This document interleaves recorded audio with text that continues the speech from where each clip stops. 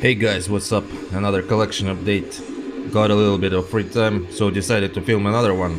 Yeah, today we're gonna look into a bunch of fucking tapes and CDs. Like, there's gonna be a lot of those.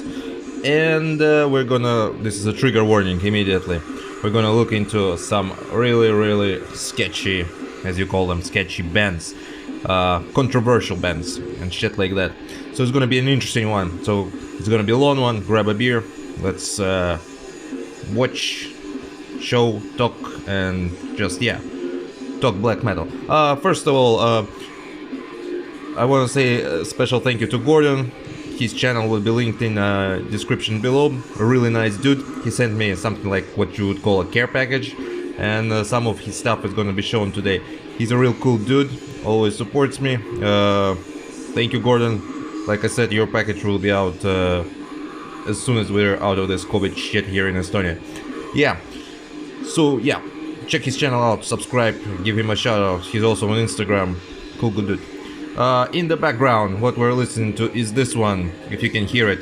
Last time people said the music was too loud, so I turned it a little bit down in the previous video. So we listened to this Nordvrede Confrontation. Amazing fucking black metal from Norway. As you can see, a bit of controversial stuff, but we're gonna talk about controversial bands here today, 50-50, and so perfect for this kind of video. Check out if you haven't checked this out. It's one of the best albums I've ever heard. So moving forward, unfortunately filming in the morning again. Just got some free fucking time from work, so we're gonna drink this one today. This is nudist, and it means what it exactly means. So this is a craft beer, local brewery. The beer is called, as you can see, Kite, non-alcoholic pale ale. I have never tried this one before. Here's a bit of the description. Non-alcoholic beer for people driven by their passion, named after our co-founder, a surfer Kite. So this is a microbrewery from Estonia. They usually do very vibrant like beers, very tasty. The cover is always like very shiny. For those of you who followed me on Instagram, you might have known I posted their Pilsner Craft shit, and the cover was really funny. There was like a guy, completely naked guy, nudist beer, completely naked guy with an axe in his hand, chasing down a goose. So we're gonna try this one. Like I said, we have a lot of stuff today, so let's open this one up, give it a taste, and let's fucking roll. So hope you're also doing fine and safe and everybody's alright. The COVID situation is still more or less shit, but the restrictions are getting less and less, so there is a chance of me actually going to the proper bar. So microbrewery from Estonia, nudist craft pale ale, non-alcoholic.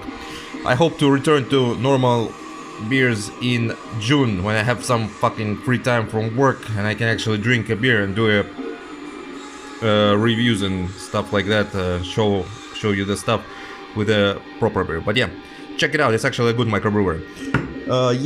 So looks more like the color is like Pilsner maybe, but let's give it a try.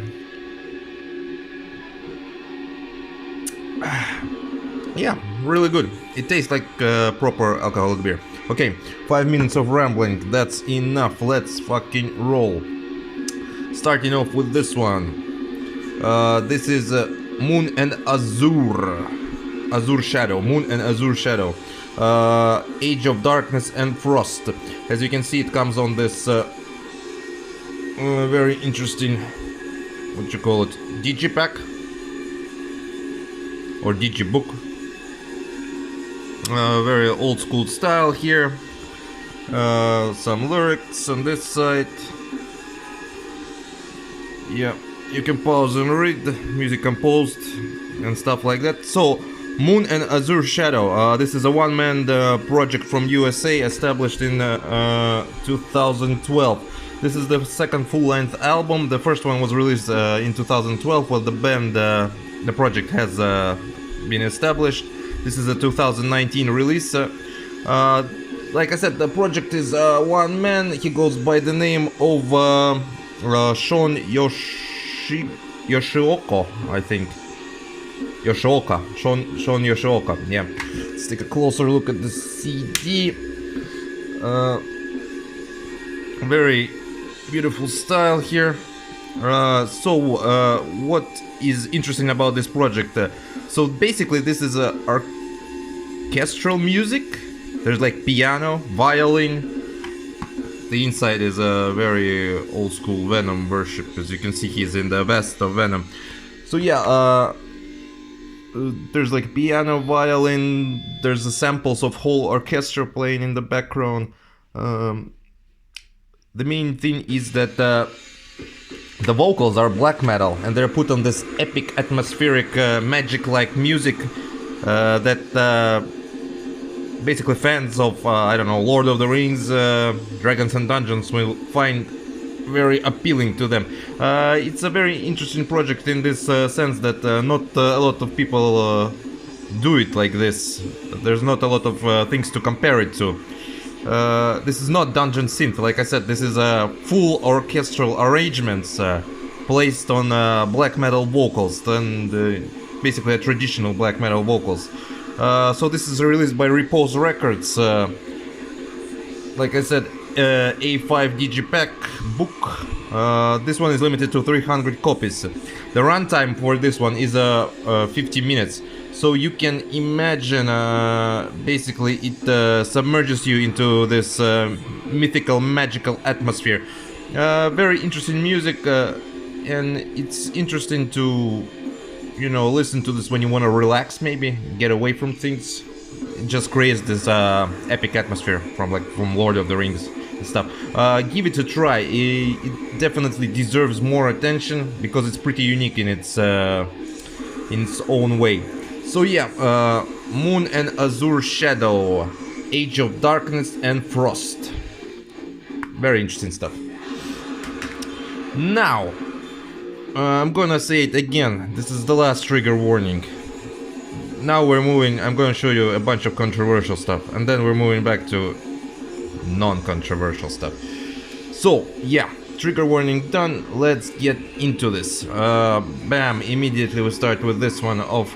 This is, I don't know how to pronounce it correctly. If I have some viewers from Middle East, maybe they can correct me. So this is a Moharebeh from USA, established at around 2014. In its core, this is black metal mixed with death metal. So the album is called We Are at War. As you can see, if you want to, you can read this. As usual, there's a lot of information for what the band stands. As you can understand, this is in its core also an SBM. The usual things here. So yeah, very interesting project. This is a full band, of course. The drums on this one are very bombastic. Now about the name, let's talk about the name. And you can see this one inside. So the usual NSBM things that you would expect on the covers and stuff like that. So the name Moharebeh, a very hard name because the name is I'm not entirely sure, was it from Tigeran or Iran, but what it means is this is a term that stands for war against God or state. It's basically a law term in those countries. So if they find you, if you find you guilty on the charges of war against God or Moharebeh charges, they will put you in jail. It's either prison or death penalty, as I understand.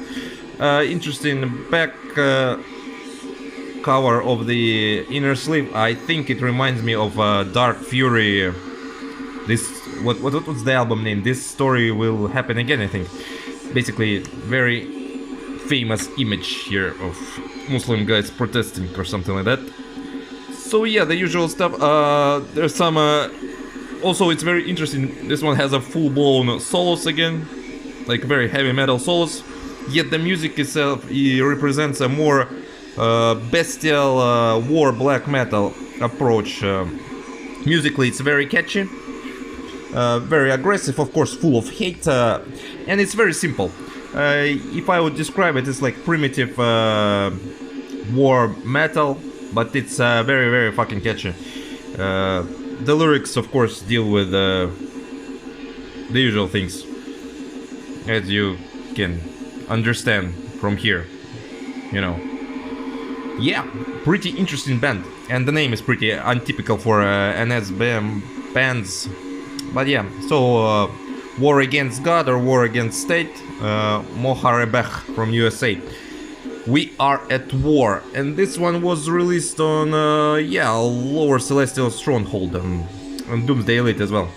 So yeah, check those guys out if you are into this stuff or you don't care about any political views, just listen to music. Pretty solid release. Alright, moving forward. Now we go into tapes, also controversial. Cheers! Nice. Okay, next up we have this one. This one is Sunchariot. Songs of Past from Beyond. So yeah, this is a one-man project from USA. I don't remember the year. I want to say 2019. I don't remember if the release is 2019 or the actual project was established in 2019. But yeah, this is a one-man project. Oh no. The album was released in 2019 and the project was established in 2009. Now I remember, yeah. I really like this back piece here. Really like open spaces and abandoned like castles, buildings and stuff like that.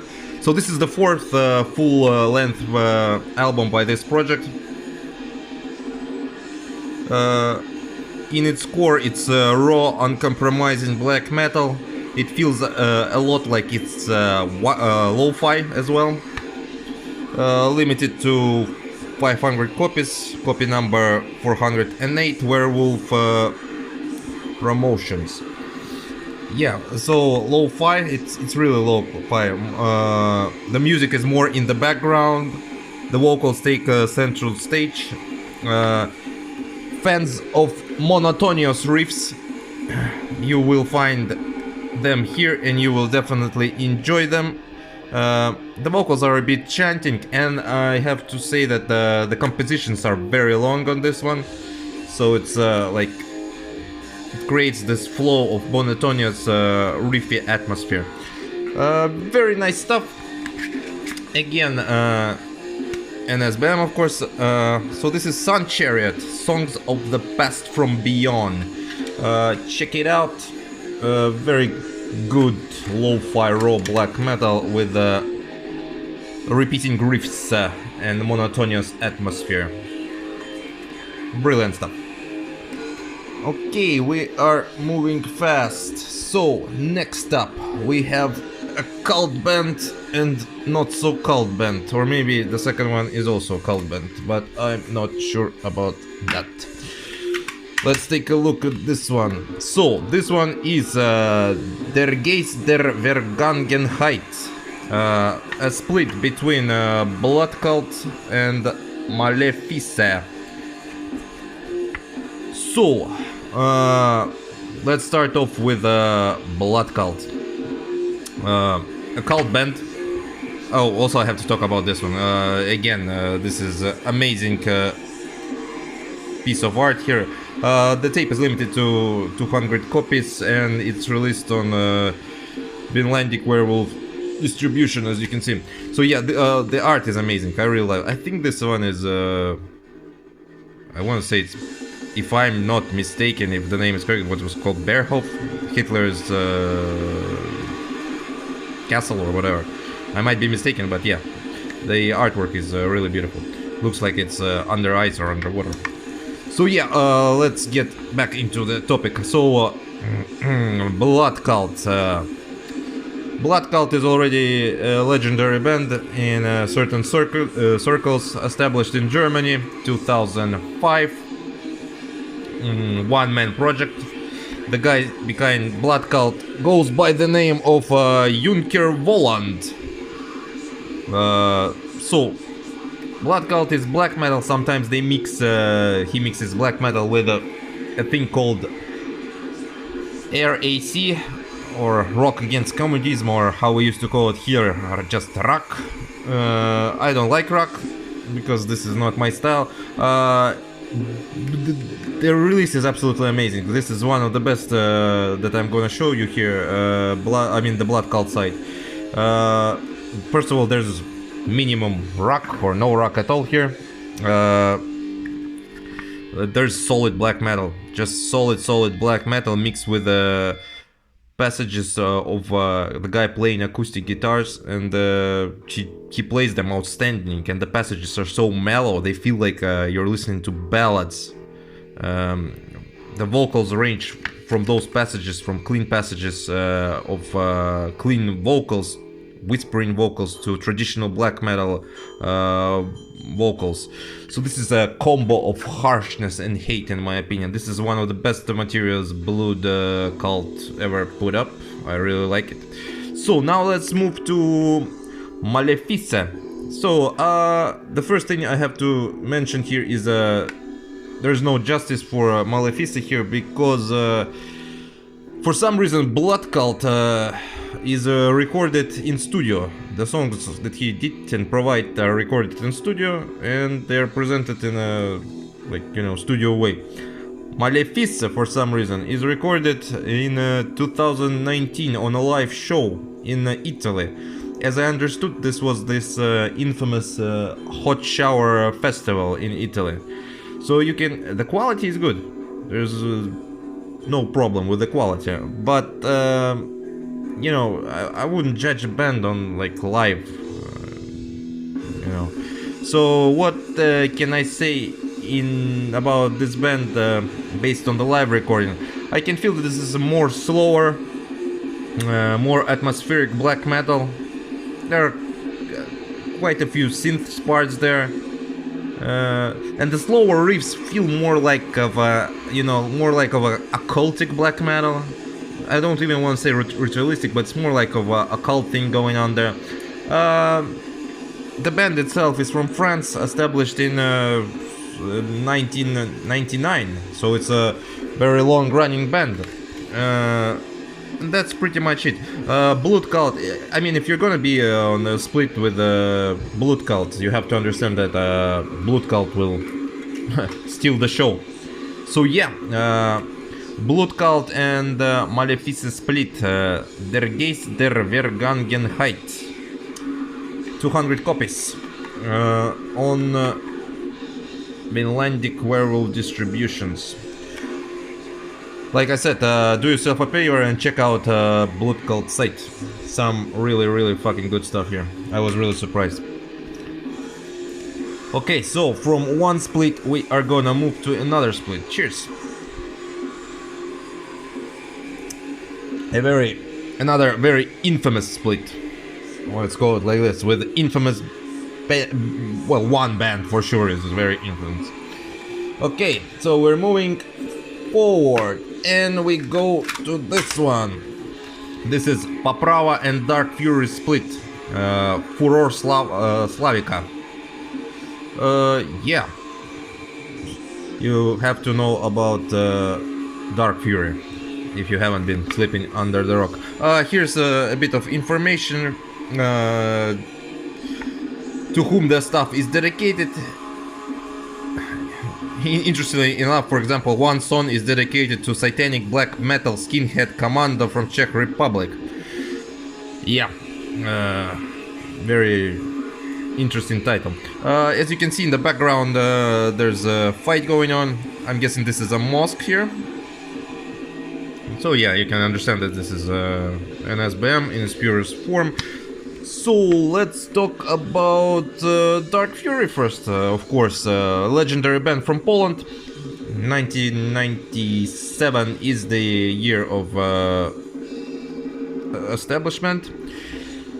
The split itself is a 2018 release. So, Dark Fury. 10 full length, 9 splits, 2 compilations, 2 demo, 1 live. Like I said, a very legendary band, but the problem with this band has always been the love-hate relationships, even if you're not into the political stuff of things.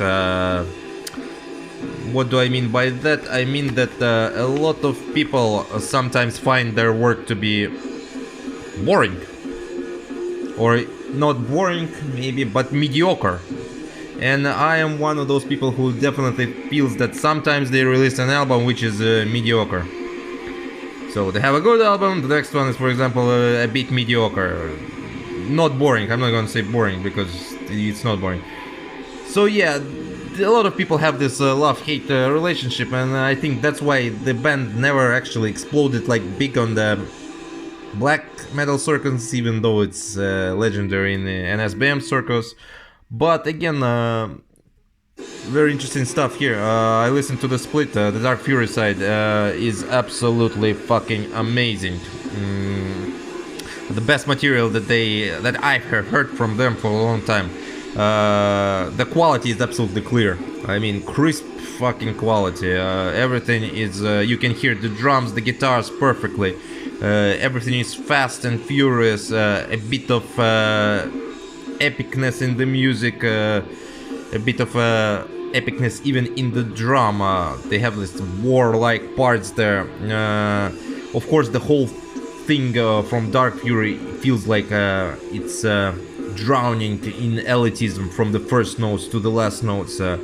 Like very, very cult stuff in my opinion. Again, the best material that they produced for a long time. I don't know if actually the songs were on some other albums or not, but like I said, if you buy this split, you're definitely not gonna be disappointed by Dark Fury. There are absolutely no fillers here from this band. Great stuff. Poprava, a band that I have not known before. These guys here. The band is from Czech Republic. Poprava translates to English as executions. Established in 2011, quite a young band, you can say. Drums are very strong on this release. They're pure blast beats.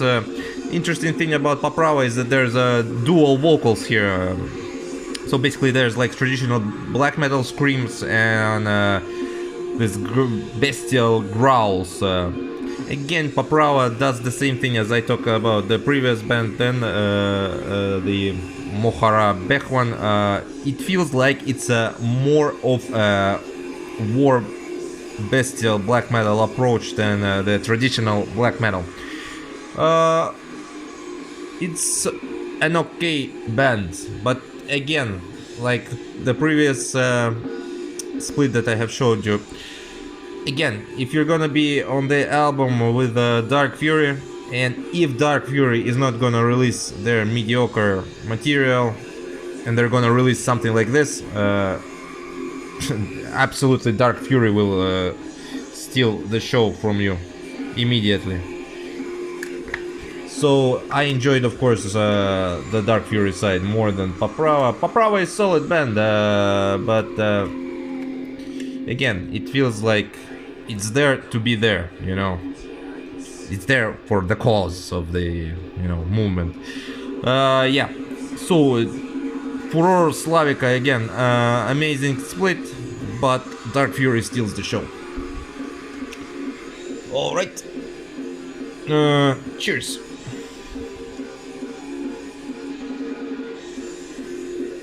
Okay, so let's move forward, right? We have an interesting one next. I think this is the last one from the controversial parts, and then we're moving to another parts of black metal. So let's take it out. So this is Aesir or Aesir, not sure how to pronounce it, so I'm gonna pronounce it Aesir. So Aesir is a band from Argentina, and they play pagan an SBM. You can describe it like this. Established in 2007. This is a two-man project. This is actually a 2013 full-length release. What's interesting about this, it has 14 songs and runs for 50 minutes, and 7 of those tracks are instrumental. This is more of a raw approach to black metal, screaming vocals, blast beats. It definitely is on the more raw side of the black metal. There's nothing really lo-fi about it, it's just raw. So this one is again Werewolf Productions, promotions, 488 copies, copy number 17. The riffs are very freezing on this one. Also, I want to mention, of course, this is about paganism, Wotanism. There's a whole old school feel to it. Feels a bit like a second wave of black metal turned up into the raw part, more than, you know, into not the raw part. Also, Aesir is a general term for Norse gods, as I understood. I don't know if it's a term in Norway for or Norse gods, or it's a general term in Iceland for Norse gods. Anyway, so you can understand that the guys are fixated on old ways, old traditions. Also very beautiful black and gray cover. So it's all about Wotan and Wotanism for these guys. Like I said, the music is very raw. And of course the project is from Argentina, which makes it interesting that the guys in Argentina play NSBM. So yeah, check it out. There's not much here to say about it. It's not reinventing the wheel or anything like that, but in its core it's a very solid project. So yeah, Aesir, Wotanism. And we are done with the controversial parts. So now we're moving into a territory I'm not really familiar with. Next one, there's a few also gifts that I'm gonna show you. The tapes that I'm gonna show you were gifts, and the person who will be watching it, it's not Gordon. He also knows this. I wanna thank him. He doesn't want to be known. Thank you for the gifts, man. You know who you are. I really appreciate it. He's gonna understand who he is by the next tape that I'm gonna show you. So this is this one. A very hard name to pronounce. I hope I don't fuck it up, but I think it's Tanahanner. Comes with this, let's call it obi strip. I don't have another word for it. So yeah, Tanahanner. And the sun saw the hammer. Let's take it out and have a quick look. So, a style that I'm not exactly familiar with. So this is neo-folk or folk. So guitars, vocals, and basically atmosphere, and that's it. This is released by Old Mill Productions, I think. Yeah, limited to 85 copies with a strip. Don't look at the sign and think that this is an SBM. No, it's not. It's neo-folk. So this one comes from Wales. The music is very somber. From what I understood when I listened to this 2 times, this is more about the Welsh culture in the past, the ways of the old days in Wales. So it feels like very meditative, very somber, something that you would like listen after the harvest, you know, like gather and worship the gods and thank them for the harvest and stuff like that. It feels like that. Very interesting project. I really enjoyed this one. I'm not a big guy who listens to neo-folk, but or whatever you call other styles of this music, like what was it, like King Dude, for example, plays something. It's not neo-folk that he plays, but he also plays with the guitar. I really like his song with Chelsea Wolf, Be Free, for example. Yeah, I wish they would make more songs like that. This is something similar to that. If there are people who listen to neo-folk or folk in general, they can probably describe this better than me. As I understood, a lot of people really enjoyed this project, and it's pretty much sold out everywhere. I think they're making a vinyl, or they did already make the vinyl. So yeah, very somber, meditative music. Pretty good stuff. Pretty good stuff. You could enjoy this, like when you're relaxing, you know, after a long day of work. Also, this is about like I feel Welsh pride, if I can say so. So yeah, amazing stuff. Tânahanner and the Sons of the Hammer. So yeah, neo folk. Limited to 85 on Old Mill, and I think sold out. Check this out. So yeah, very untypical project for me. So I might not have done justice to this project by this description of the music. But anyway, we actually forgot the strip. Yeah, comes with a strip. It's not an obi strip, but it's like a material strip, cotton strip, silk strip, I don't know. Yeah. So next up we have this one. I'm not gonna stop on this one a lot because I have shown this band in the previous video on a vinyl. So this is Ogof, Full Moon Black Shadow. The band is established in 2020. Nobody knows where the band is. Maybe somebody does, but I didn't find any information. Very beautiful layout on the backside. I really like the hand drawings. Always a big fan of hand drawings because I like Nate Frost's artworks sometimes, and he usually draws it with hands. So yeah, very solid stuff. So yeah, nobody knows where the guys are from. As I understood, this is a two-man project, released on Les Fleurs du Mal Productions. This cassette version is limited to 150 copies.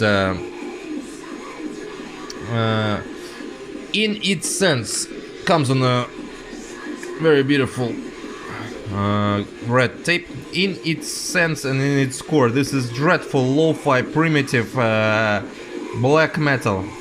There's a lot of ritualistic stuff on this one because I think if you pause and read, there's a lot of songs that are connected with sacrifice, ritual and stuff like that. So they actually create a really good ritualistic feel. Of course, it's also, again, if you read the song titles, it's very not anti-Christian, but it's very satanic. And for what it is, for this primitive low black metal, it actually manages to create a very submersive atmosphere of ritual, and it manages to submerge you into it, like, you know. This is definitely not for everybody. Something for a cold winter night. It would be perfect with a glass of dark porter, or if you prefer, whiskey or wine. Primitive stuff, yet very passionate and very good about the sound and about creating the hellish ritualistic atmosphere. So yeah, this is Ogof Full Moon Black Shadow. Check them out. Like I said, maybe fans of Possession will enjoy them, but Possession has a more of a, it creates more of an atmosphere. This is a bit primitive. So yeah, check out Ogof out. Alright, so this is, like I said, it's gonna be a long one. Actually, the CD in the back that it's playing, it's gonna stop soon, so I need not to forget to reset it. Okay, let's move forward. Another tape, also red one. This is Narcissus, Act 2, The Fall. I really fucking enjoyed Act 1 from Narcissus when it came out. It was a fucking brilliant demo or EP. Yeah, I think though they count both as EPs. So Act 1 was absolutely brilliant. I was waiting for Act 2. Act 2 didn't disappoint as well. Beautiful artwork. This one is released on infamous DeathKvlt Productions. I think the limitation is 100. I'm not gonna bullshit you, but I think it's 100. Layout in the back is also very beautiful. Everything is done in one style, red here. So Narcissus, for those of you who haven't watched the previous episodes, a band established in 2000, a project established in 2020 in Austria. So this is the second EP. The first one was Act 1, this is Act 2, The Fall. 20 minutes of harsh, punkish black metal. What I really like about it is how the guy creates this fuck you attitude atmosphere.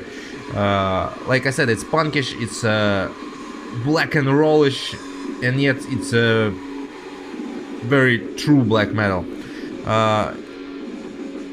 He manages to create like roughness and edginess to his sound. So the whole release is absolutely perfect. The drums, the guitars, everything. The overall sound is very nihilistic and fast. What I also like about this one is that the German language here, it fits perfectly into this. It also creates this roughness of the sound, because the language itself is very rough. Okay, let me press a button here. Yeah, while we were talking, the CD ended, so restarted the CD. So yeah, the German language is absolutely perfect for this kind of music and his kind of music. Like I said, he creates this atmosphere of roughness, edginess. There's a nihilistic atmosphere, and German language just like lies perfectly on it. It feels like he barks out the words, you know, he screams them out. And overall atmosphere, it gives you this fuck you attitude and attitude of hate. So perfect release. Hoping that the guy will actually release the full length at some point, because right now we only have 2 demos, and I think something else. Was it a single or we have 2 EPs, and maybe he released the demo. Not sure. Yeah, so I'm hoping to see Narcissus actually release a full length with the new material. Maybe, yeah, maybe next year. So yeah, check out Narcissus from Austria. So this is Act 2, The Fall. The tapes are sold out already from DeathKvlt, of course, like everything else. But if you manage to get them for a decent price from Discogs or whatever, do yourself a favor and pick this up. Alright, so what do we have more? Yes, we have some more.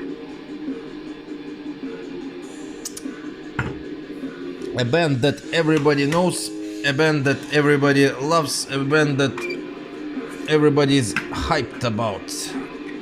Every single release. The band is Maleficentt. So, of course, Maleficentt was established in 2008, I think, in USA. This one is Night of Eternal Darkness. It's interesting because it's considered to be the second full length, released in 2020. One-man project. I really like the logo. I think the guy knows that his logo is really good. So on records, on other split, on CDs, like I always see the big fucking logo.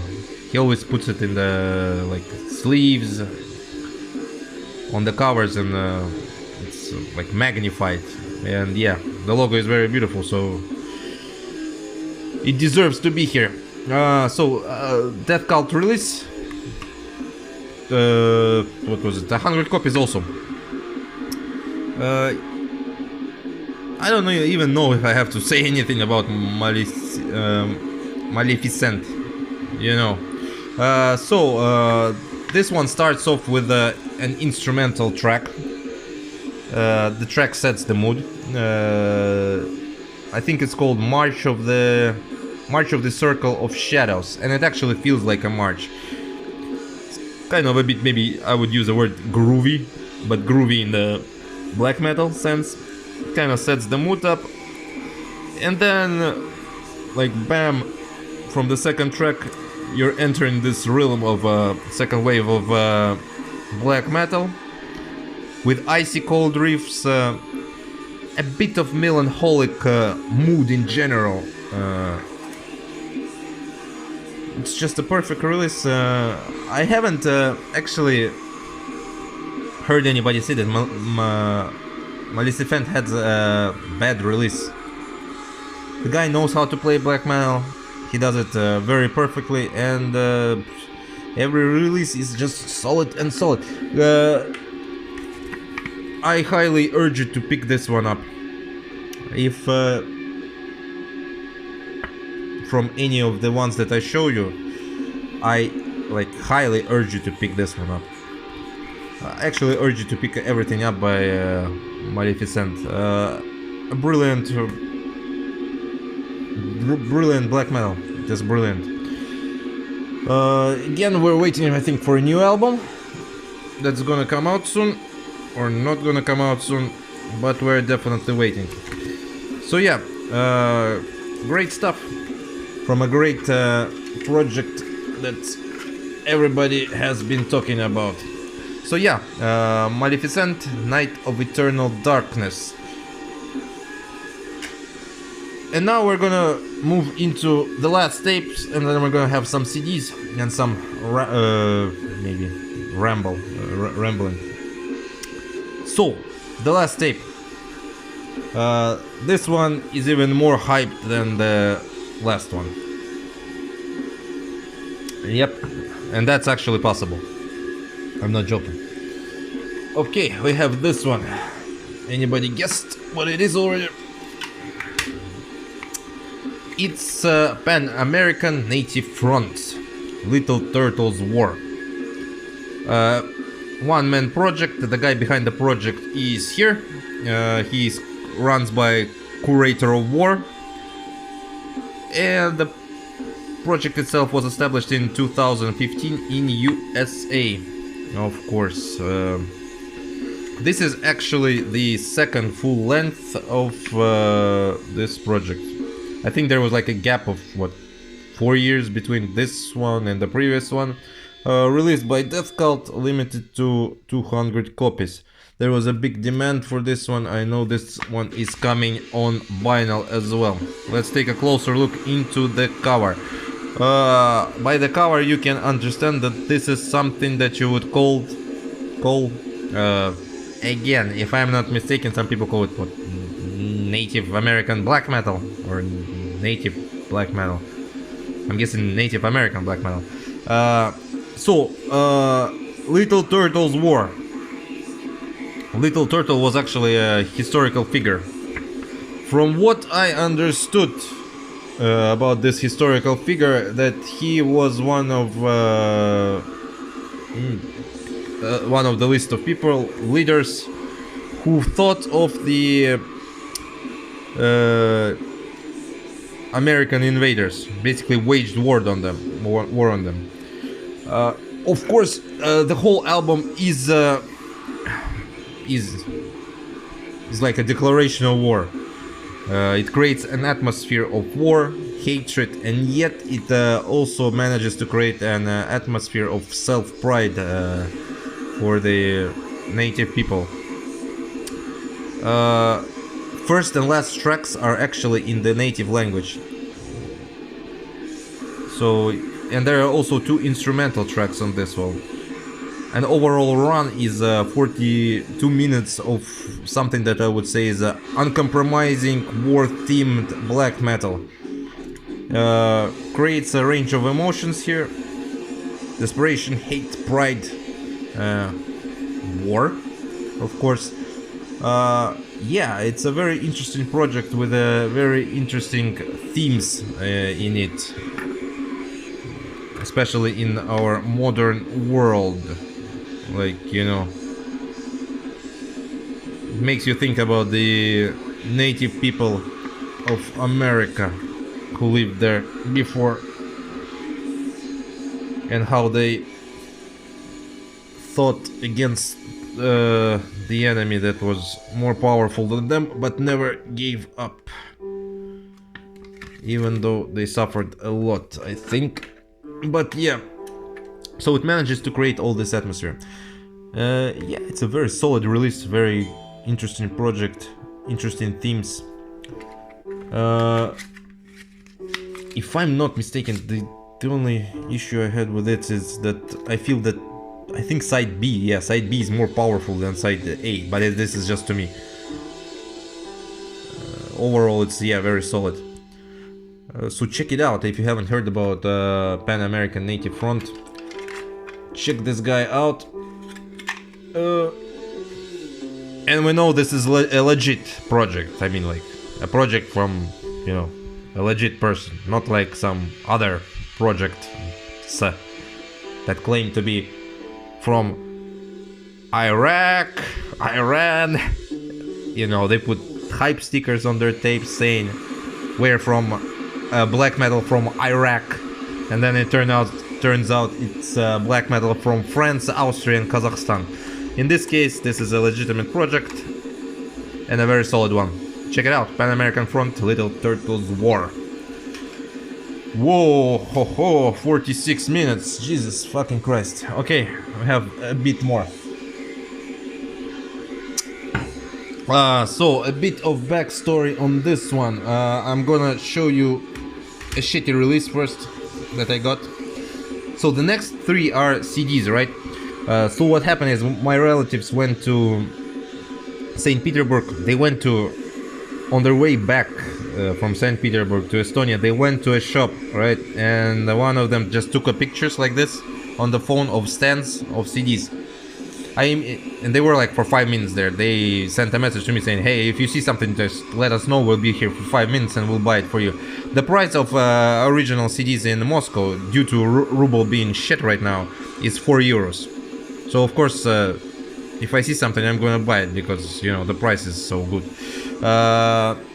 Anyway, I saw two that I really wanted for my collection and I really liked both bands. And I saw one that brought up some memories, let's say like this. So let's start with the one that I didn't like and we'll finish strong. Decapitated, Anti-Cult. So why did I pick up Decapitated? So first of all, of course I saw Decapitated on the picture and I said grab those two and grab this one. Why? I've seen Decapitated in 2006, I think, 1 year before their bus crash. I actually drank beer with them. I have pictures and autographs with the drummer Vityok. We spent like half a day drinking with me, my wife, and the guys from the band. They were playing in Hard Rock Lager. And then I think 1 year after this, in October 2007, if I'm not mistaken, the bus crashed, Vityok died, and a lot of people got injured. And I remember, like, I went specifically to see them and Satyricon on that Hard Rock Lager. They used to play technical death metal, alright? I remember that I really liked their album called Nihility. So basically their stuff through 2000 and 2006 was very solid in the realm of technical death metal. So when I saw this, I thought, fuck it, I don't have anything from Decapitated. I remembered that story that I told you about, and I actually circled this one, as I remember that, you know, what was it? Everybody was a bit talkative about this Anti-Cult album. So I got this Anti-Cult album, and when I turned it on, I was quite disappointed. I knew that they changed their style, but I didn't know that they were now mixing death metal with groove metal, you know. So basically, this is like a 50-50, very inconsistent album. Half of it is death metal with some old school death metal feel to it, but another half is like industrial groovy death metal. Some songs like Anti-Cult, they feel like old school death metal with technical death metal and with proper death metal vocals. Yet, for example, the first song is completely industrial with something like of hardcore-ish vocals to it. It really lacks any consistency in my opinion, and I wouldn't call it disappointing, but yeah, it's like a 50-50 album. Maybe a little bit weak in my opinion. I know a lot of people like it, and I know a lot of people like it because I've read some of the posts of those people who like it, and they usually say, well, I listened to this album and then I was introduced to death metal. It's actually a bit of a step back for Decapitated, because they used to be death metal, like proper death metal, you know, and now they're considered this leaping stone towards the death metal. And it's interesting because in Russia they also put this sticker. It says appropriate for children over the age of 12, and this is actually what the album actually feels like. It's appropriate for children 12 and up, when, for example, Cannibal Corpse would be 18 and up, you know? Kind of weak, kind of mediocre, kind of disappointing. Yeah, Anti-Cult by Decapitated. 50% good, 50% not good. Okay, moving forth, another one that I grabbed from that shop based on the picture is the one that I wanted for a really long time. It's this one, My Dying Bride, The Dreadful Hours. Legendary band established in 1990 in England. Pioneers of doom metal, of course. Sometimes also they mix their stuff with something that is called doom death. Now, this is a prime example how not to do official release in that is licensed in Russia. Yeah, a prime example how not to do it. CD plays good, everything is good, but the overall package is complete shit. I don't understand it. This is supposed to be a DJ book, but it has this. The CD is here. I'm not gonna pull it out. This slip fucking thing. It's gonna scratch the CD every time, so you probably have to replace, put the CD into the box. Yeah, okay. Enough rambling about that, let's talk about the music. So, My Dying Bride. This album is their best album for me. Yeah, don't laugh. Why is it the best album for me? It came out in 2001, and I got it in 2001 on also Russian, on a CD from Russia, but the CD was a bootleg. Of course, it's destroyed already. When I listened to it for the first time in 2001, I didn't listen to doom metal at all. I was blown the fuck away. It's just an amazing piece for me, a piece of nostalgia. After I listened to it, I got the whole My Dying Bride discography on bootlegs also. I didn't collect back in the day. So, vocals of pain, misery, mixed with very powerful death metal growls, a bit of gothic atmosphere.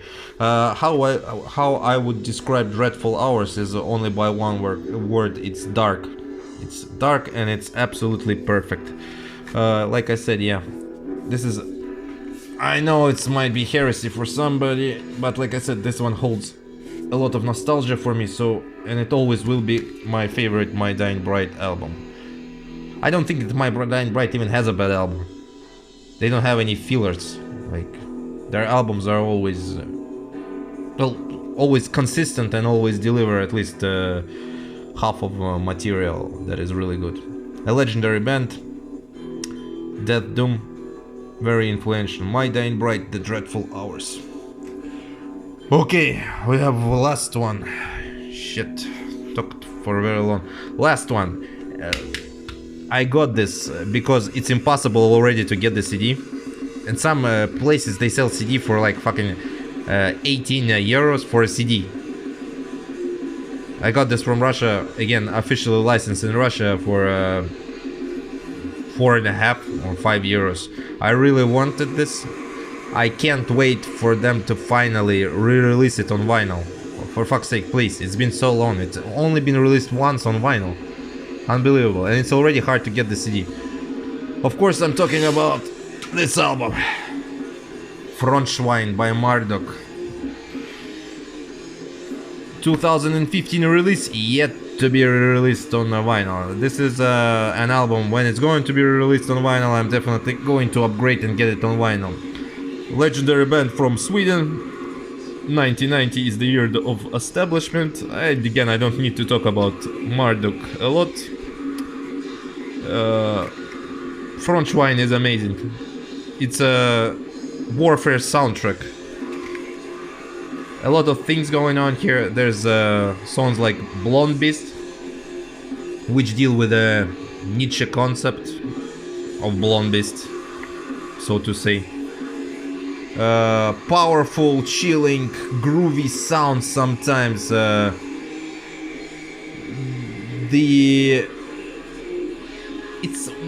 It feels like it's concept album, like an album based on the war, you know, like from the beginning to the end. It's just solid overall. Also, it has a very fucking strong ending. What was the song called? Just a minute. I'm gonna put this thing back. Of course, it doesn't have the track. Thousands Fall Dead, I think the last song on the album. It's just an amazing masterpiece in my opinion. Not only musically, it's very fast musically, but the way the guy sings the lyrics, you know. If you listen to the song, it's one of the most fastest fucking... Oh, here it is. Thousands Fall Death. Yeah, it's one of the most fastest songs I've ever heard. Like, a guy actually sing, you know. He just spits out the lyrics and he does it so perfectly. And the whole concept is like amazing. And it's an amazing finisher to an album. This is how the album should be finished, on a very high note. Also, I would describe this album as like... When, you know, Goebbels, he gave the speech about total war when I think Germany was already losing the war. So this would be the soundtrack to Total War. Just an amazing war theme masterpiece. Marduk from Schwein, yeah. Release it on the vinyl, come on. Fuck. We are done. This one was a long one. Almost an hour, 57 minutes, Jesus Christ. So guys, I'm not gonna talk anymore about anything right now. Thank you for sticking around. If you can, like, comment, subscribe. Also, if you want to help the channel out, maybe share this video to get more people into this stuff. Yeah, thanks for watching, guys. Hope you enjoyed it. Stay safe. I'll see you on the next one, whenever I see you. But till then, you know, stay black metal as usual.